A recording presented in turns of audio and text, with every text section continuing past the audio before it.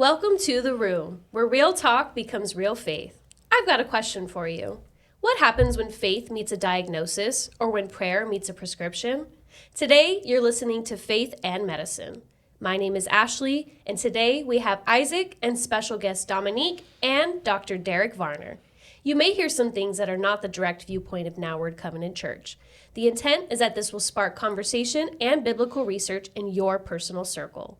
So grab your Bibles, open your hearts, and let's break it down with scripture, real talk, and zero fluff. This is Faith and Medicine.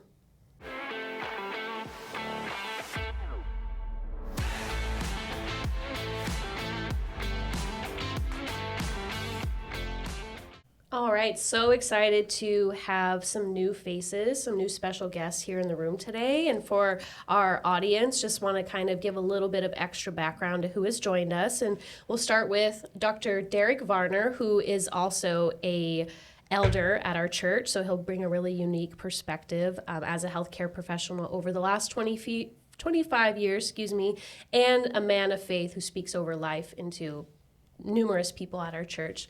And then we also have Dominique, who is going to be sharing a little bit of her personal side from healthcare and what she's learned, as well as from the patient side and medicine. So we're super excited to hear the testimony that she shared. So, kick things off. General question, something a little bit light that we can all kind of speak on, is when people say, God will heal me, what do they really mean by that? I would say, we're here in our physical bodies. So regardless of what we're dealing with or what we're going through, whether it be, with medical or just in general, just speaking that and putting that out there, I'm already healed in Jesus' name, that's more spiritual. So I think being set on that regardless of how we are in our human form, if that makes sense.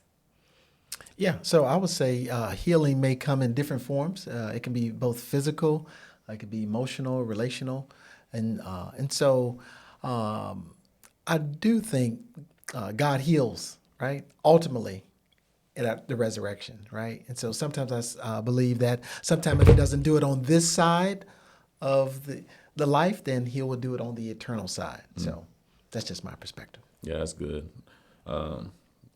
When I think about it, I just think about He's gonna take the pain away. Whatever it is, whatever I'm going through, okay, God's a healer. He can get me past this. I think there's that part of it.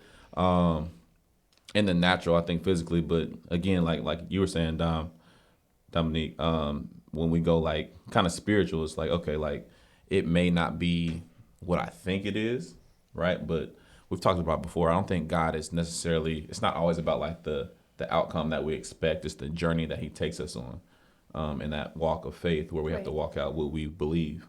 And that may be where the healing comes from sometimes.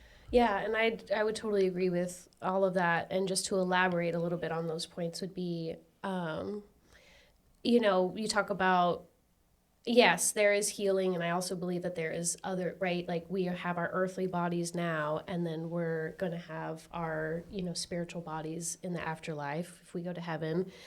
So I do believe that some people probably when they say God will heal me, they mean it in this life, right? Mm-hmm. But we know people die from cancer diagnosis. We know people die from, the healing doesn't always come when we can see it on the natural side, but there are some times that I think God, not that, because all illness, right, there's sin and there's a lot of things that just come into this world, He doesn't do it on purpose, but there are some things that I think He does not heal us from because it's almost like Paul's thorn in his side, right? If I were to take this away from you, you may lose your witness, or I'm keeping that thorn in your side or keeping you humble because I need you close and I need you to walk with me. And so I might be giving a little bit away for some, some later discussion, but I do believe that is all part of the healing process. And to kind of touch on that, because so many people, right, they're if you believe in your God, where is your God in this? And a lot of times they'll point out sickness in children, they'll point out mass diseases, they'll point out things like that. So why do we think that some people experience miraculous healing while others don't? Wow. Good question. I think I go back to when Jesus healed the centurion's, the soldier's servant, right? So in Luke, is it Luke 8? I think. Nonetheless, the story is right. So there's a Roman soldier basically who has a servant who is sick, dying, and he sends he actually sends like some religious leaders, some Jewish men, to go find Jesus, right? And it's like, hey, come heal my servant, and he gets there, right? And the centurion soldier, he's like, you know what? I'm not worthy of you to come into my home, Jesus. I'm paraphrasing, obviously, but he believes that Jesus can heal him. And when I think about that story, like, there's a couple like big things that pop out to me. Is one, like, this is a Roman man who Romans and Jews were opposed. They were not friends. The Romans ruled over the Jews, and one, he believed, right, that Jesus could heal. So there was like this real belief that, real faith, I guess, that changed his actions, right? And then two was a humility. He's like, hey, man, I don't even deserve this, but I believe that you can. Yeah. And he walked that faith out. And I think, not to say that everyone doesn't have belief that Jesus can do it, but like there is something different that occurs in us when like that belief is so deep, and it really, really alters the physical and what we do. And I think sometimes God honors that, but it's nothing that we can't earn it. Like there's nothing that we can do. Like in that parable, I guess not a parable. Matthew 8 and Luke Matthew 7. 8, Matthew 8, Luke 7. There we go. Yeah, I knew it was twice, but there was also like the Pharisees that went. They were like, "Hey, he's built temples for us. Like he's a good man. Like you should heal his servant. Like he's done all this in your name." Not, you know what I'm saying? It's like, two, we don't deserve it. Like there's nothing we can do. There's nothing, to deserve like God's hand to move for us. But I would say it's like a real. So long story short, it's about belief. It's like a deep-hearted belief that just changes how you move. And I don't mean to, I'll come back, and if anybody else want to touch on that, but it sparked a good other question. Does that mean that if your prayer goes unanswered for healing, that you have a lack of faith? Maybe. Well, I think there's always a debate, right? Because some people believe that if you have more faith, you should have more healing. Mm-hmm. That's not always the case, right? I do believe that God, in His sovereignty, His ultimate plan, ultimate for His glory, some healings are instantaneous, some are delayed, and so some may not happen. And so, but we just have to trust what that looks like. And so, but some people do get caught up. I remember a time, if I can share real quick, I have a believer, young lady, she had breast cancer. So she was, her faith was strong, right? No question. But she had a lesion in her breast that was oozing. That was undeniable. Like Undeniable, it was, right? Clinically, I see it, right? And so, but she, she just believed that God is going to do this. And I'm like, well, you know what? You need to have both, right? Faith and God's intervention using medicine, right? And so, but sometimes people can go, I think there's got to be this balance between, faith, right, and medicine. So, because I do believe intellectual design, right? The intellectual is downloaded into humans. That's how we get our creativity. Right. And so I think merging them both together has a place. And I would say, going back to the first question of, why do some people get healing and others don't? Really looking at, like, are you tapping in spiritually? And it's not saying that, like, God doesn't want to heal you, because God, again, we don't deserve any of the healing. And so it's not that He can't heal someone who's not a believer, because He has done it before. But those who are believers, they tapping into, like, the spiritual realm, like, that's, like, a whole nother level. Like, that's beyond the physical.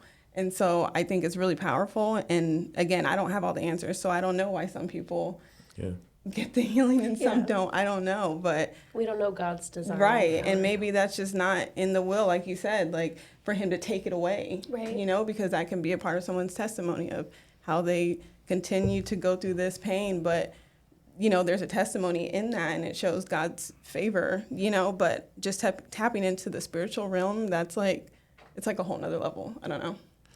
So what would you guys say to somebody how should believers, or I guess even non-believers, how would you help them process disappointment? Because that can also be a turning point in somebody's faith for either the good or the worse, right? Some people turn away from God because they feel like he has abandoned them, which we know is not the case. That just means that we're not seeking for him, or we're not listening in the right areas that he wants them to.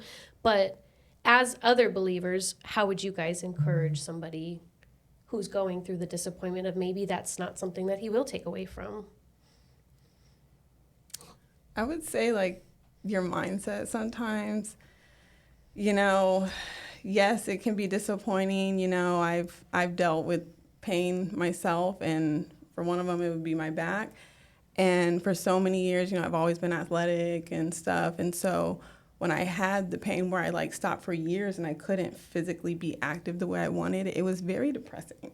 Right. And so that, like, my mindset wasn't where it needed to be, because I wasn't really seeing how God was working, because I was so like upset. Like, I want to go, play soccer and stuff like this. And it's like, I'm scared. I started getting fear because I'm like, I don't want to re-injure myself.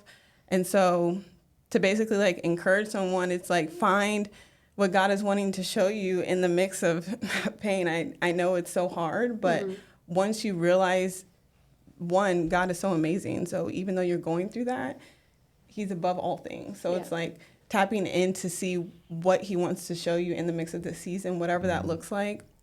I think that can be a really good thing. So Yeah.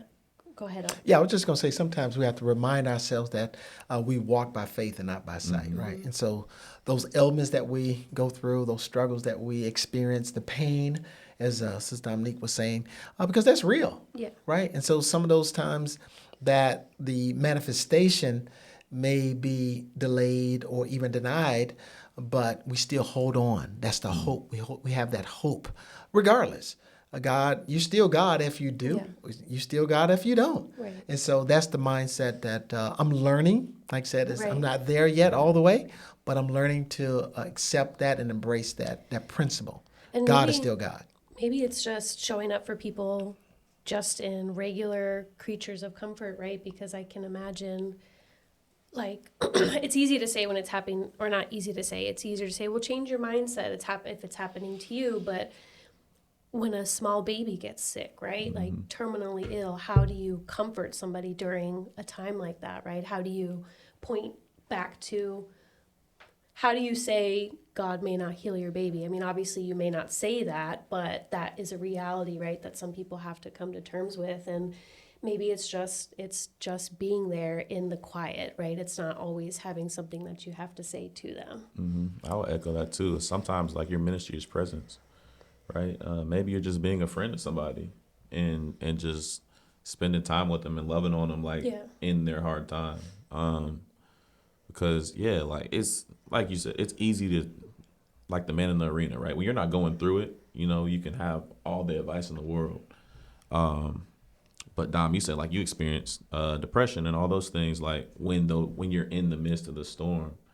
So sometimes you just gotta be with somebody and just like walk with somebody in life through it. And then when those opportunities present themselves, it's like, hey, like God is he's still sovereign. He's still good despite all of this. And encourage them to lean and continue to seek after God. And then once we start to seek after him, like it shifts us from like some of the pain that we're experiencing physically, like we're able to get over that and kind of see like that God is he's still good, in the midst of the struggle. Yeah, if I could, I like when you said in the midst of a struggle, I thought about Jesus in the Garden of Gethsemane, right? That was agony. That was pain. And I think Ashley mentioned earlier how Paul had a thorn in his side.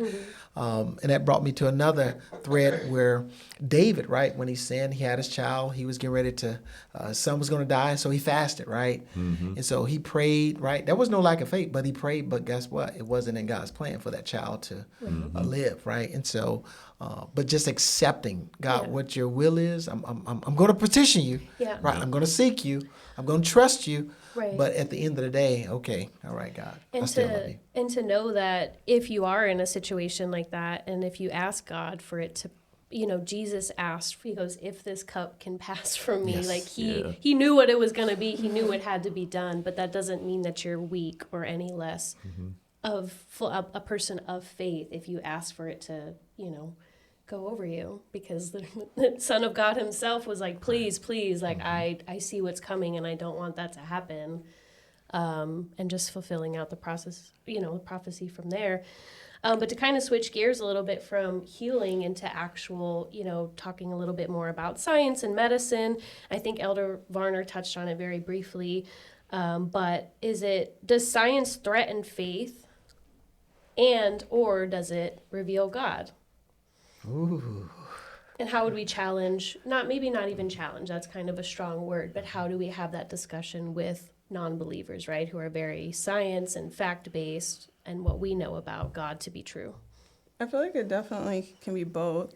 It can reveal God because he created us and he gave us, people who have the talent to do science and study and discover, and the wonderful doctors that we have.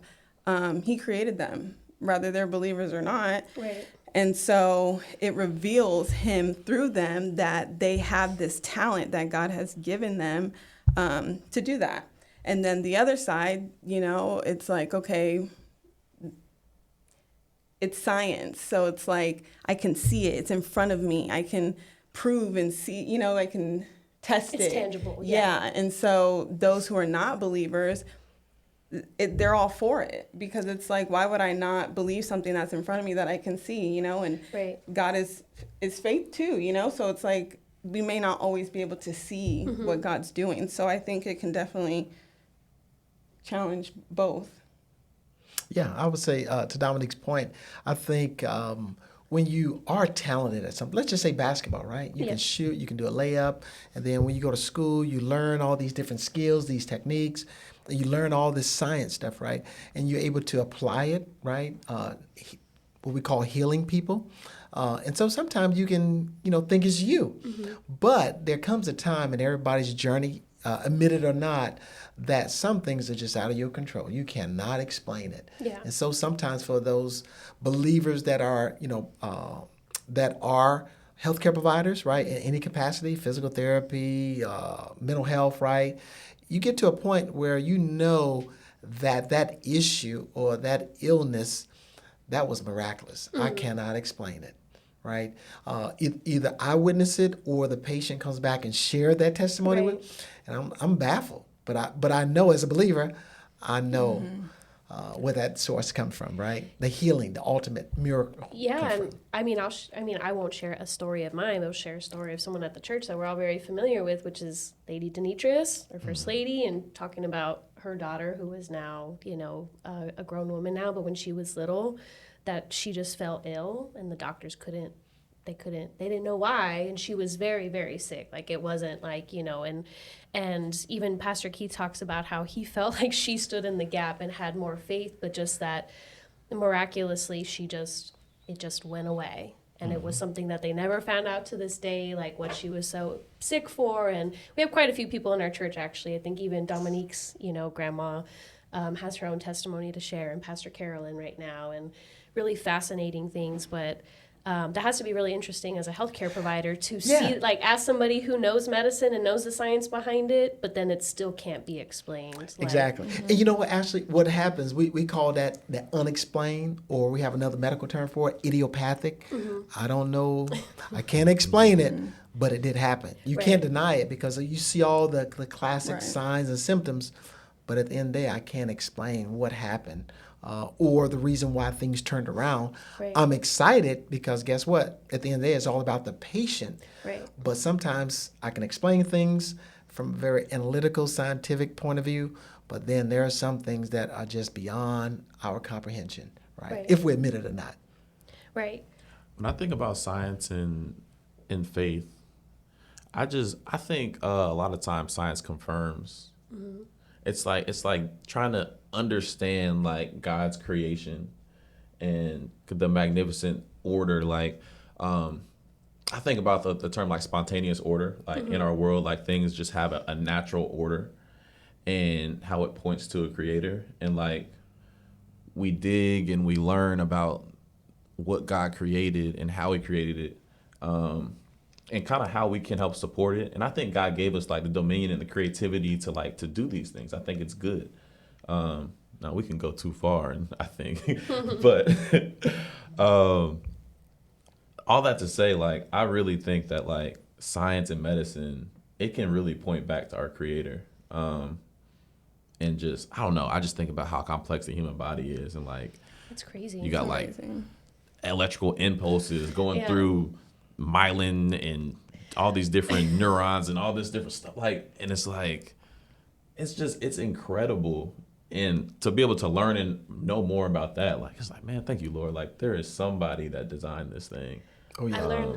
I learn a lot from a lot of other people who are a lot smarter than me or just know more about more science stuff. But in doing, research for this and trying to understand kind of like a general, I like to approach these things from like a sociological perspective. So I always take the greater input of like what people out there are saying. Like, what do other people think about faith and medicine? What are, X, Y, and Z? And came across, and I'll just touch on it because it has to do with the brain specifically, but neuroplasticity, which we've talked about recently with Pastor Keith and being positive and versus negative. But this was more so talking about how Jesus spoke in parables and why he spoke in parables.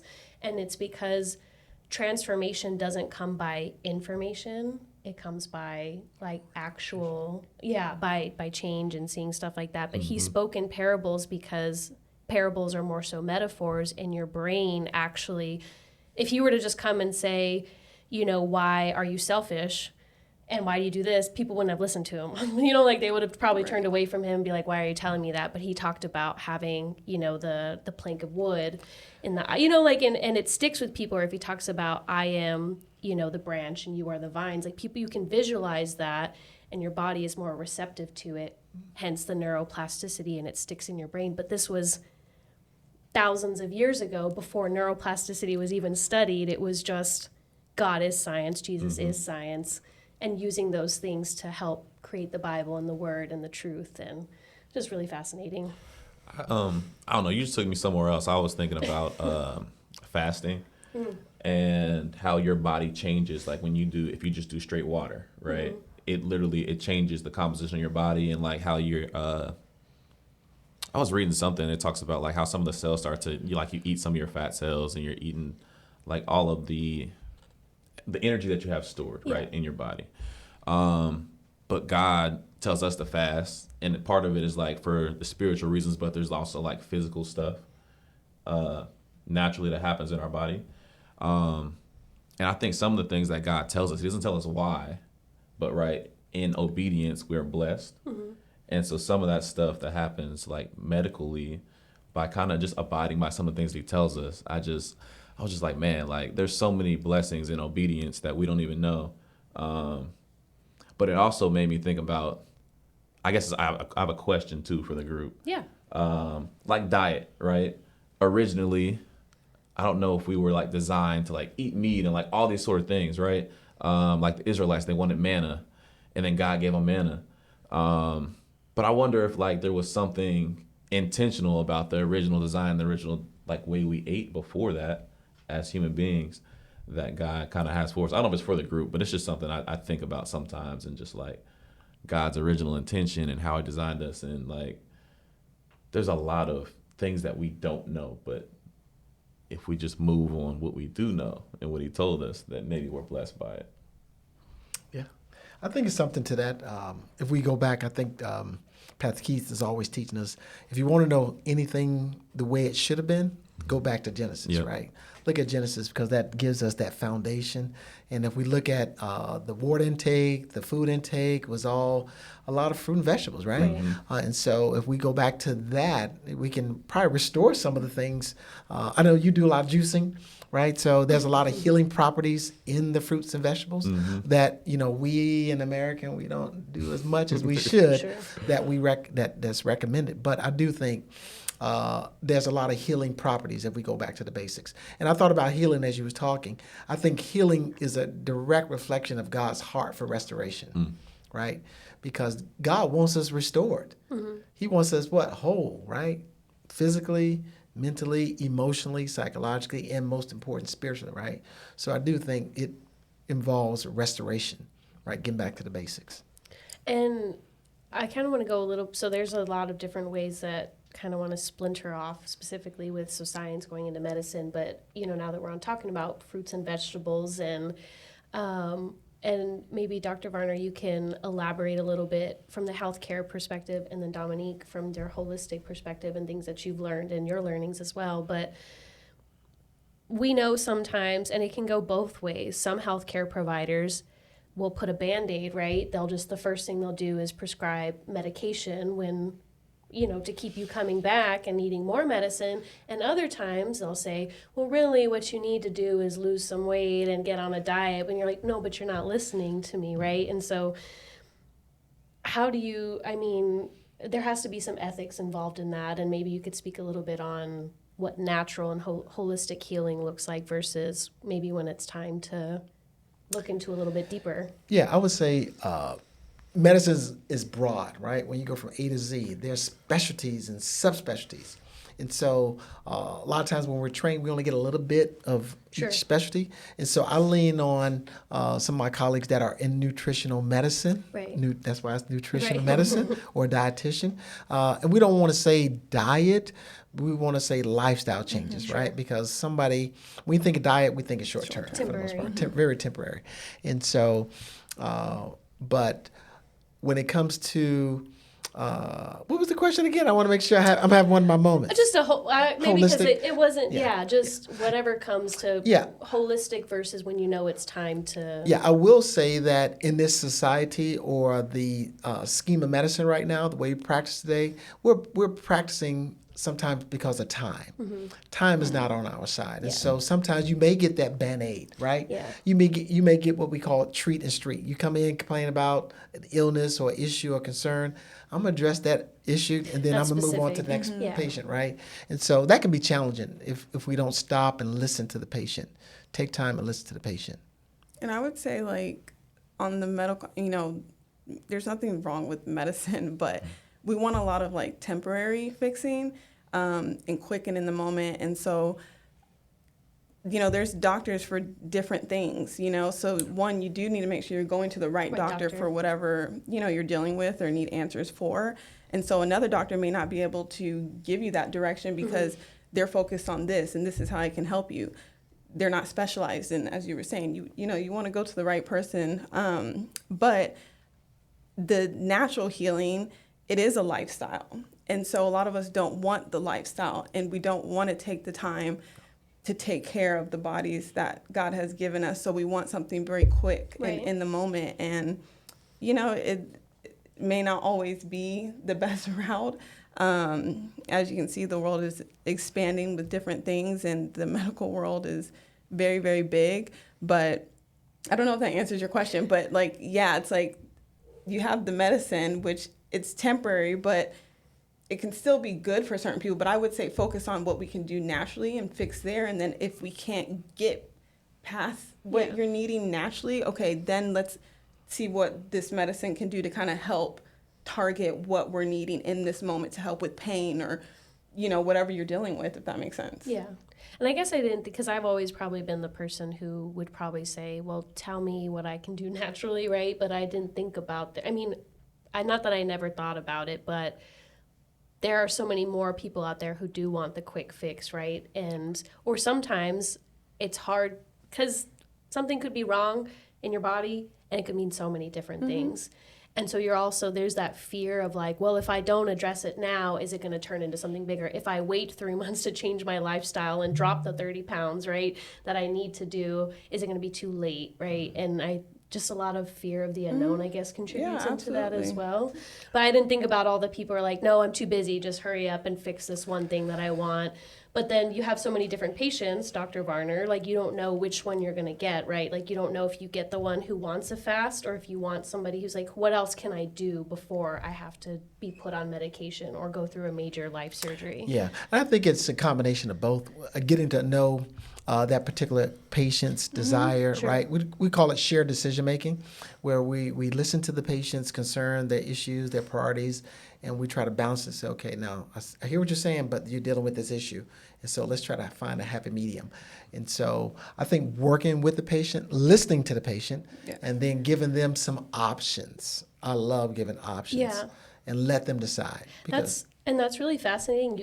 You could correct me if I'm wrong on this, but it is right now. It's really hard to get into either specialties or into general practice, right? To see a doctor right now, and so you see an increase, right, in urgent care and emergency. So you don't have that established relationship. You are just going, and this is the first time you're seeing this patient or seeing this doctor, and you don't have that history of knowing this is what my patient likes because there's a shortage. Right? Am I incorrect? No, you're spot on, Ashley. You're spot on. So I think we're getting back to the basics where we need to think about, you heard the adage, an apple a day keeps what? The doctor away. So prevention is key, right? And so once upon a time, you could probably have that primary care provider who you can just call and say, hey, Doc Varner, hey, I got this issue going on. And because I've developed that relationship with him, I know exactly what Isaac needs. But that's not the case today, right? And so, but specialties are definitely difficult to get into because we're dealing with a lot of chronic illnesses, a lot of chronic conditions. Things that are coming up that weren't always the case before. Yeah, exactly. So that can be challenging to get into some of the specialties. So obviously we've established that medicine doesn't have to be bad and that science is an integral part to what God has downloaded into us. And there's actually some scriptures where medicine wasn't as we know it back in the Bible days, right? But there are a few things where in the scriptures, they're talking about take this fig tree and like use it here or use this olive and I'm again paraphrasing for those people who are watching later that will go and I can probably bring up some of those scriptures later, but. Hey, Ashley, can I say something? Yes, please. Yeah, as you were talking about the scriptures, when the children of Israel going through the desert and they were bitten by a snake and he says, take a bronze stick and put a snake on it. And if you were bitten, just look up, right? And you'll be healed. You know that snake is what we use in medicine. It's called caduceus. Is that has a lot of meaning to it, right? That snake and just looking up. This is where that faith comes up. All he said, just look up. That's that faith, the power of believing. Some people didn't even look up. They didn't, and they died, right? Wow. And so I do think, and I look at Dr. Luke, one of the disciples, right? He walked with Jesus. He was a physician, and so I do think that's both medicine and ministry go hand in hand because you got to have compassion. You got to want to help people. Yes. Right? So.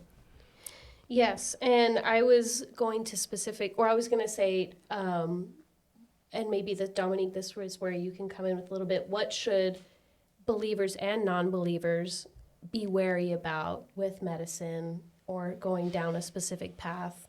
If you wanted to share a little bit. Yeah. So I would say, I don't know if the word cautious, because again, I don't want to make it seem like medicine is bad because it can be very good for us. It's here and we can use it and we have it as a source.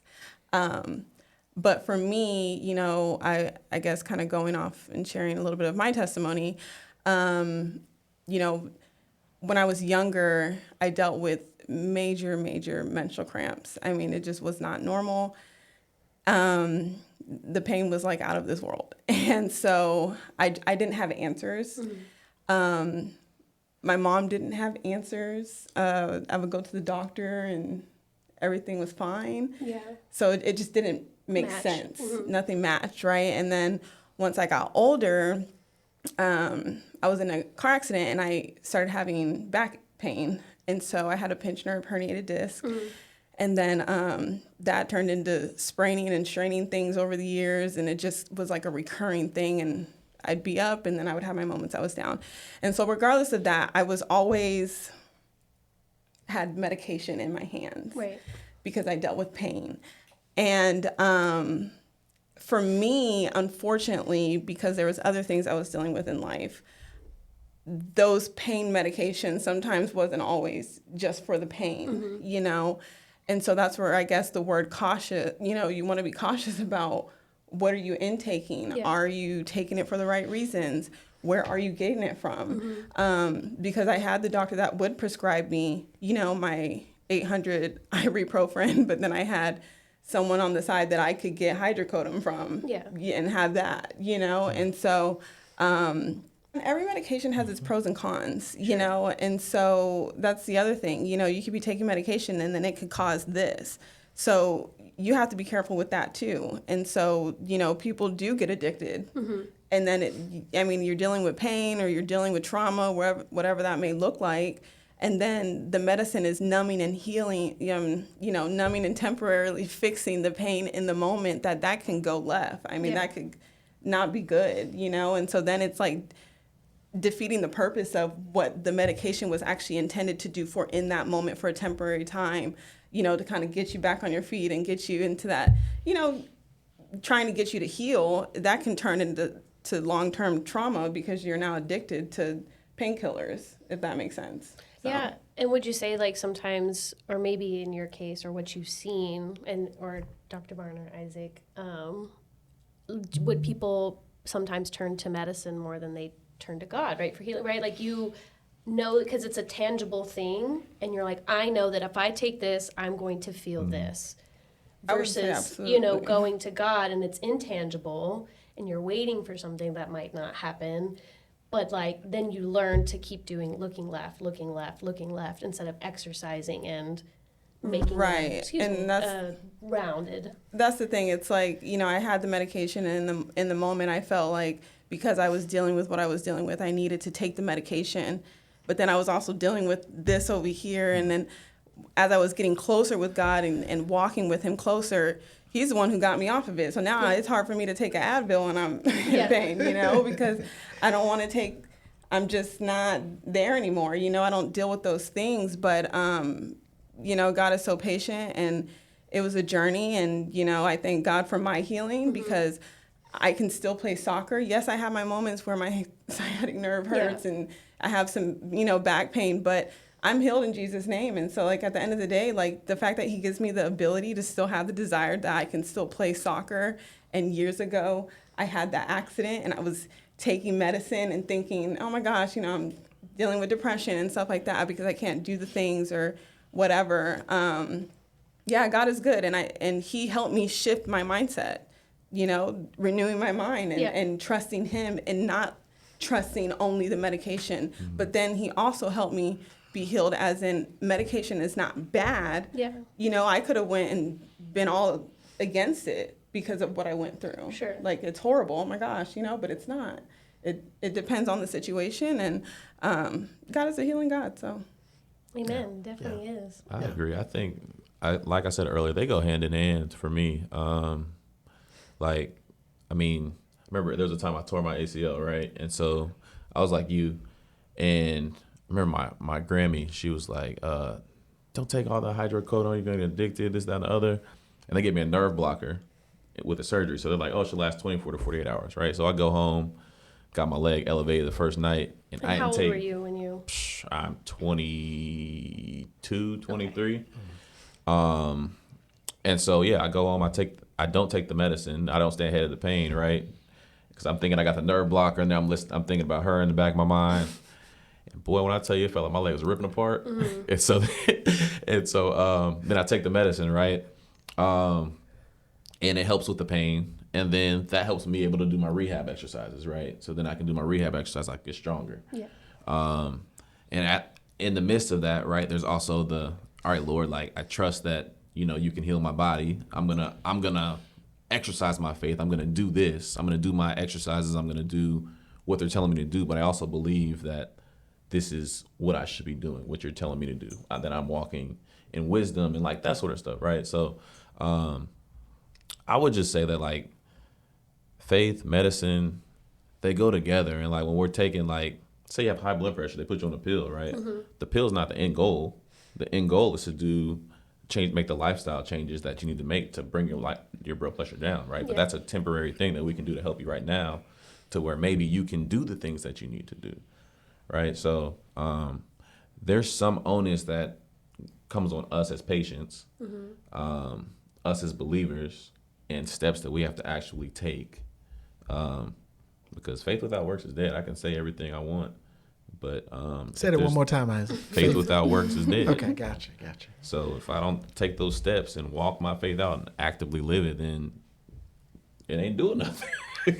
And that's really hard to, we as believers can say these things, right? But trying to speak into a non-believer's life and something that is tangible, and just thinking of, and I'm curious to hear if anybody has any experiences, especially Isaac, you working in the high school and knowing like, and Dominique, you mentioning having friends who have access to things. You were already a little bit older when that happened, but we hear all the stories of the kids passing around, you know, like they have access to these things, or they know somebody who can pass this around, or, and not, you know, one, already trying to speak into a child's life, but then me, when I was a teenager, I mean, I struggled with migraines since I was like in the third grade, right? And so that's just something, and I had a mom who was more so, she was, right, like a pill pusher, or she was Band-Aid fix, right? Like, oh, you have headaches?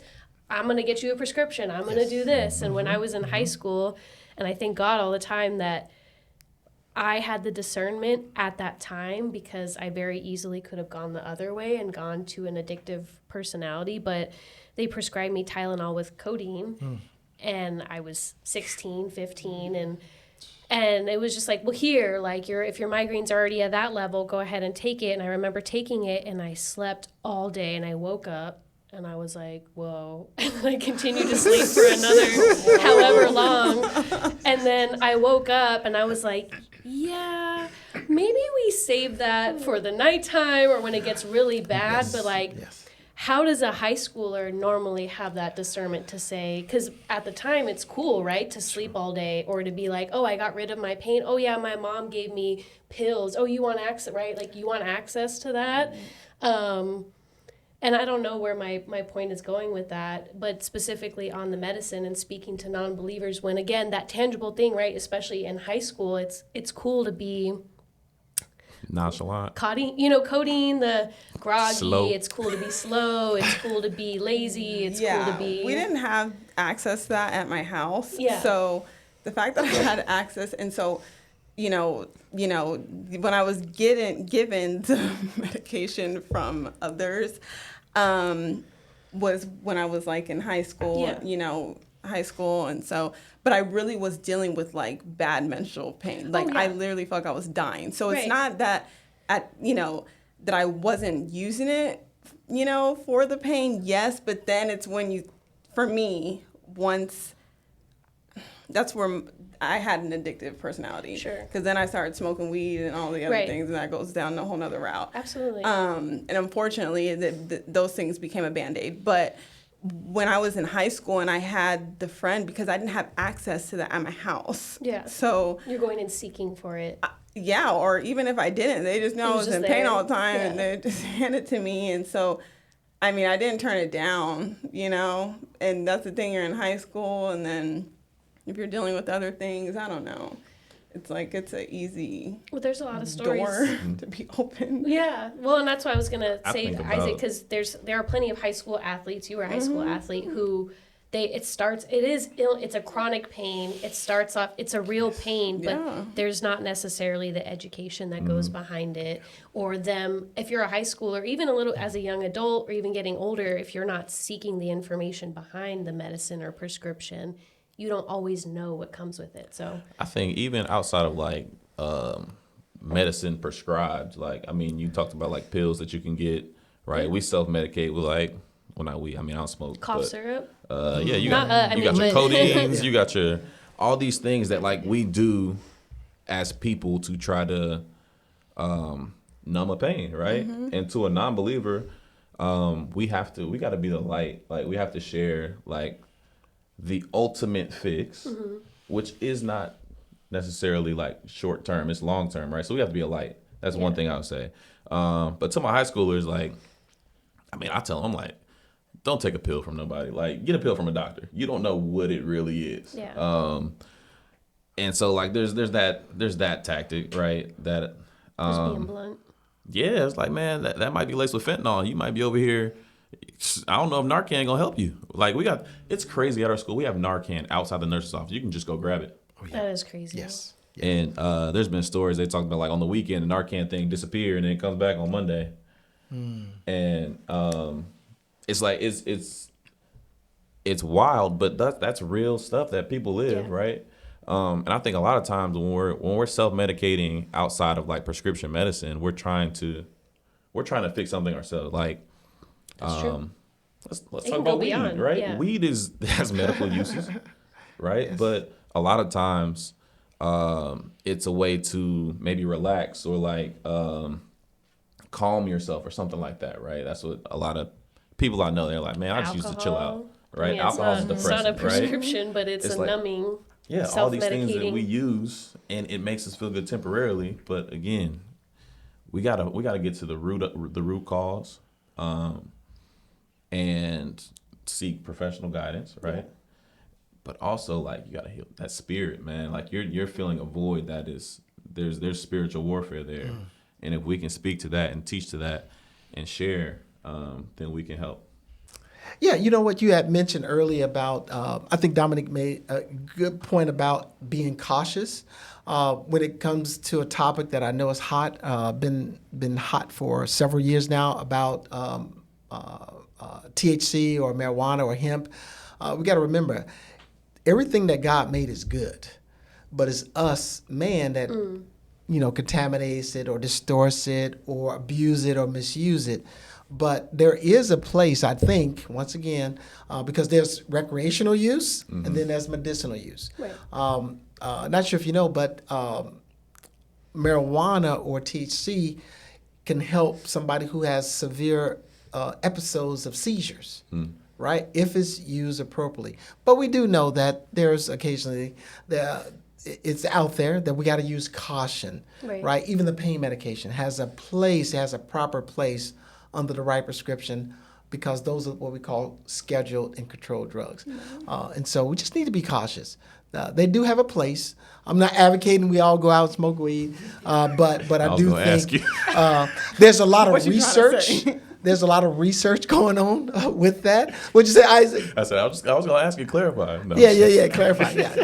Yeah. So, but I do think there's you're going to see a lot of research out there because it is a botanical. It comes from the earth. It comes from the plant, and everything God gave us is good. And believe it or not, a lot of medicines, guess what, are botanical. Do you think that some people turn to self-medication? And I'm curious, because obviously this is not it's a fact. It is a theory of big pharma, and also, access to certain medications is limited, or it's been made to be so expensive that it's inaccessible to certain people. Oh, so they turn to self-medicate, like, I can do It's this, how makes me feel better this now. is, I can at least do this, and so I'm self-medicating, or I'm getting access to these other things. And, again, because it's not coming from a doctor, there's not outlines and prescription, there's not ways to... I'm just curious to hear your thoughts on that. Yeah, I Dr. would say Martin. that that's a great question. I would say there's always going to be opportunity. Sure. When there's a need, there's a right way to go about getting things, right? And then there's other ways. I just learned something. There's something called the gray market, right? Where you can go online. You can The go gray market? Gray market, Okay. meaning that you're not going to get the FDA approved Yeah. things, but they are available. Scary. Out there. And then there's some times where you can get those medications from grandma's cabinet, Yeah. right? Your parents' cabinet, Right. your sister, brother, right? Whoever, a friend, right? But like Isaac said before, we got to be careful because some of those things can be laced, right? And I've seen that where one facility I work at, where this individual, several individuals come in, they was smoking marijuana, but it was laced. And to see those individuals mentally, emotionally, psychologically, they never regain back to their baseline. And so they got to be careful out there, right? I'm not advocating that either, but you got to be cautious and you got to be aware those dangers are out there. So. I think about like I played collegiate basketball, and it was a high stress environment. Yeah. Like when I talk about like physical stressors, right? You're physically stressing your body, like your muscles, the mental stress, the performance, the pressure to perform, like all that is like stress that impacts your body. You're mentally, physically, emotionally, all that. And there was one year in particular where our team, we were decimated by a drug test. Like he tested our team, the school did, and we ended up with like 5 guys who were available out of a roster of like 15. No, seven guys. But I think about like that environment, right? And how if you don't know how to cope or you don't seek the resources to cope, you turn to maybe something that you maybe have heard is good or that you know works, right? Back to what you said of not addressing the true source of Yeah, the we pain or gotta get down to it. you say you're anxious, where's the anxiety coming from, right? Not just let me cover up the anxiety, let me address the root cause. And so, yeah, like, I'm not denying that sometimes that may be a fix for you, Yeah. right? But if you're struggling with that, like, again, I would really advise you, like, go talk to somebody, talk to a professional who can help guide you to like reduce your dependency on it. Because, like, I mean, we think like recreational use, right? Think like it's just weed. It comes from the earth, right? But addiction is real, and it changes your motivation, your drive to do things. Well, it starts with it's just this, and Yeah, then it and it turns grows, into like- I'm just gonna do that, and then I don't know if we still got the DARE program, but back in my day we had DARE. You know what I'm saying? Yeah. It was a gateway drug. It really is. Like it opens up the door to more things, not But just it- weed, but there's all sorts of different drugs, whatever you want to call it, whatever schedule it is. But that opened the door to other things. So like, again, get to the root of what's going on. Yeah. Has to be real. I mean, I think we talk about this in almost every podcast, but specifically concerning the teens who, again, are very motivated by fear and guilt and shame because that's what, that's just the time frame of you trying to make your own decisions. Just being honest with them, right? Like you're saying, you just tell your players straight up, I don't know if that's going to be able to see, like, don't do it because I may not see you on Monday morning, right? Like, and that's just a very real and sharing stories with people, not to scare, but to be realistic, right? And sharing with the youth and just being like, no, don't do that. Because we laugh, like Isaac said, DARE, and some people around the room laughed, right? The DARE program is thought of to be funny to us, like Gen Z millennials now. It wasn't intended to be that way, but I almost think it wasn't taken as seriously, right, as for what the root of what they were trying to teach was. But maybe because it was more of like they were trying to make it light and make it right for smaller children, and as people actually grow up and have access to that, being honest of what that looks like. Hey, you may be offered this, right? And I'm not going to be able to be there in that moment to help you make that decision. But this is what could happen if you make this one decision, right?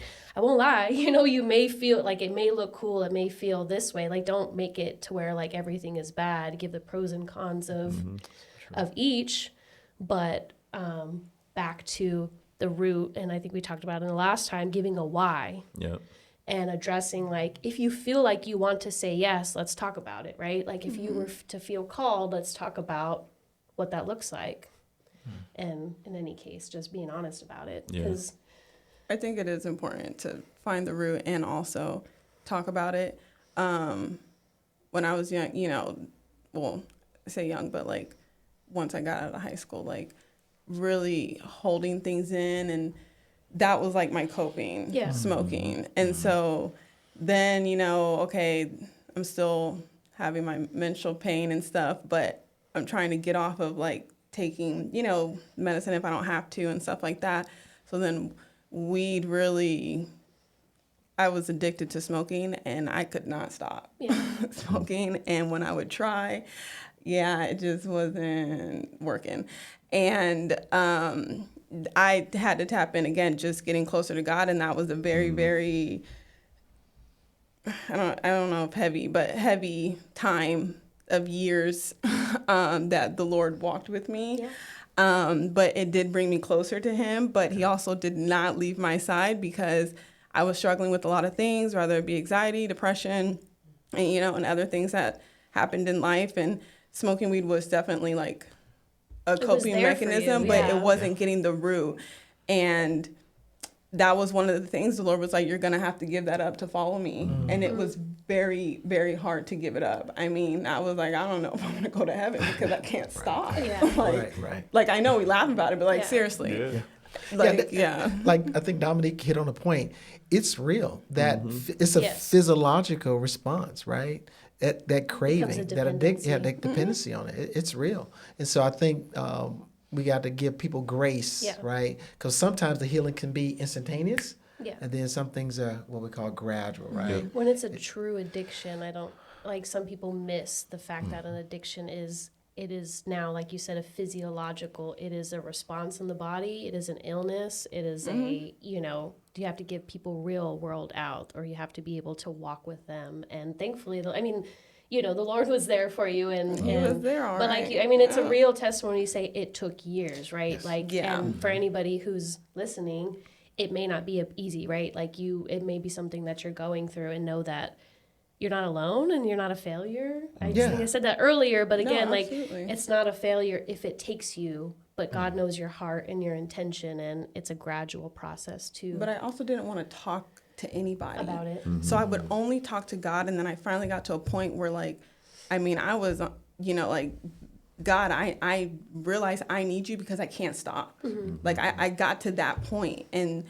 But going back to the young ones and those dealing with things, I know, we hold things in, and that's what the enemy wants you to do. But you finding that person and the right person that you can talk about it, when I tell you that can bring healing, that's big too, because we hold so much in that we don't ever get the healing because no one can help Right. us. Like, James 5:16, you just said it. Confess your sins to each other and pray for each other so that you may be healed. The earnest prayer of a righteous person has great power and produces wonderful results. Like when we confess what we're struggling with to one another, like, hey, I'm smoking, like, and I'm trying to stop. right. I'm addicted to Xans and I'm trying to stop, right? Whatever it is, then we have community, and this is not a walk you do alone, right? And another thing I think about your testimony you just shared, like, you said that you were seeking after God and this thing was still with you, but you kept seeking after God. And then eventually he helps you remove those things. Yeah. And so spiritually, there are miracles that happen. It's a miracle that he took that dependency from you. Yeah. And Satan wants you to believe that you're the only one. come on, man. And it's not. It's not true. If I've learned anything in this last few months, is if you just say and you share. And I didn't realize there were so many people watching and realizing that I wasn't sharing as much. But like, the more you share your testimony, the more people are like, me too. And you're like, whoa, you too? Like, that's Yes. crazy. Yes, Like, yes. not I you. was the only one. Right. And how you could change, other people. Anyways, you're not alone, and don't ever, that's exactly what the enemy wants you to believe, is that it's just you, or just you has this problem, and don't talk to anybody else about it because they won't understand. And you're right, Ashley. I think sometimes we need to realize that, your testimony it can lead to someone else's victory, right? Because we're overcome by the words of our testimony. And so I do believe what, everybody shared this evening is going to be a blessing to someone else. So, and that's where the victory lies in, because you're right. The enemy wants to shut us up, right? Yeah. About medicine and faith, right? Yeah. He doesn't want us to get the help. He doesn't want us to get the restoration that we need. So it's critical.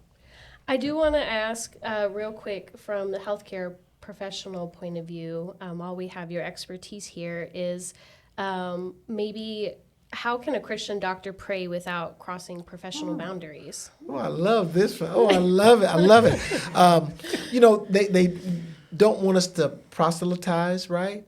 But my philosophy is, and it's been working quite some times, I said, if they open the door, then I'll come in, right? Meaning that if a person, I see that they're distraught, right? I have to unfortunately give them a bad report, right? Or a negative report, or the outcome is not as what we anticipated, right? I would be in the moment, sit with them. But there are times when they may say, would you mind praying? And I'm like, oh, yeah, we can do that. That's the best prescription I can give You're you. like, doctor hat off, Yeah, elder barn, exactly. There you go, Ashley. elder Yes, hat yes. on. Change, Yeah. right? There you go, Superman. But yeah, so I do think there are a lot of times where I see a lot of individuals in different specialties, a lot of surgeons, believe it or not, when they're before they can do surgery, they say, hey, let's pray. Do you mind if I pray with you, right? I'm always asking that permission versus just, kicking down the door and saying, I'm going to do this. No. We're Christ followers. We want to do things in decency and orderly. So. And then how does faith shape ethical decisions in healthcare? I would say, how does faith shape it? You know what? I look at some of the hospital systems, look at Christus Generosis, Mercy, right? A lot of those systems are faith-based, believe it or not. Well, you said with the snake earlier. There you go. Yeah, exactly. So a lot of it is rooted in medicine and faith, right? And so a lot of, I think the culture and the society may be getting away from it, but I do think there is a place for it. And I think it's space for it. And then now we're, I Covenant Care, right? Yeah.